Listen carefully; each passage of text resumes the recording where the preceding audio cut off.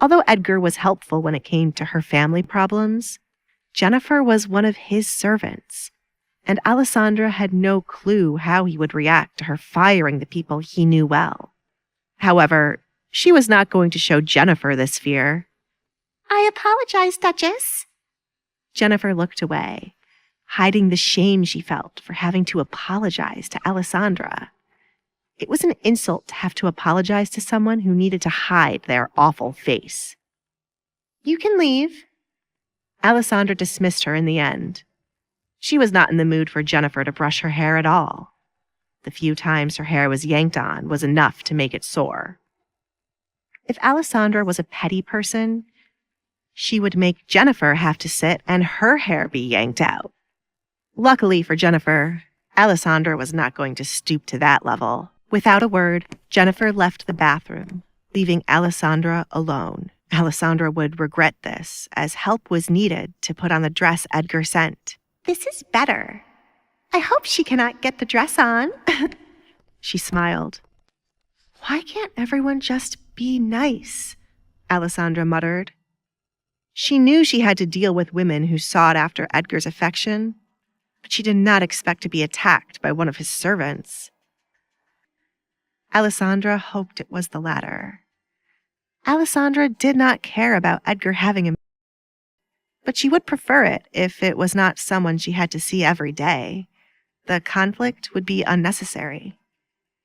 By the way she acted, it might have been a crush. I shouldn't have such an opinion of Edgar to think he would send a woman he with to serve me. If Edgar does not know about her feelings, who is making her so confident to act this way towards the new Duchess? Alessandra wondered. It wouldn't be too long before the person Jennifer worked for would show themselves. Inevitably, it was best they fire Jennifer. They did not need a spy watching their every movement and then reporting it back to someone else. They were welcoming the chance of their relationship being exposed by keeping such a person around. "I'll bring it up at breakfast." Alessandra sank deep into the tub, enjoying the warmth of the water and the fresh scent of the soap.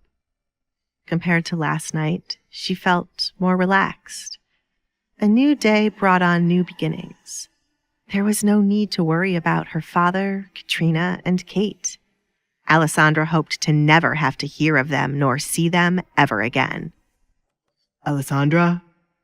Edgar's voice came from outside of the bathroom. "Edgar!" She perked up, causing water to splash over the edge. "Are you not an early bird? If you were still tired, you could have sent the maid away with the message. Remember, you have the power to do as you please, except for killing someone. You mustn't get your hands dirty. As I recall, someone was supposed to help you this morning," said Edgar. Edgar spotted the basket he sent, but there was no one here waiting to aid Alessandra when she was done with her bath. 2 maids walked past him as he was coming to their bedroom.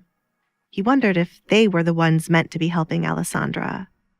"How do you know there is no one inside with me?" Alessandra wondered if he could see right through the walls. "It is too quiet. Can I come in, or are you the shy type?" Edgar asked before he made a move. He would rather not scare her so early in the day. Not yet, at least. "You can come in. The soap has created bubbles, and you will be unable to see anything." Alessandra piled up more bubbles by her chest and legs as quickly as she could before Edgar entered the bathroom. "What a sight." "That's too much." Alessandra blushed. She barely had enough courage to sit in the tub with Edgar here. She would pass out if he were to sit in it along with her. Why was he here anyway, and why did he want to see her inside the bathroom? "I was only teasing you, Alessandra. You make it too easy," he chuckled. Hey, I'm Alessandra. If you're wondering what happens next, download the Pocket FM app now and listen to the exciting episodes of The Duke's Masked Bride.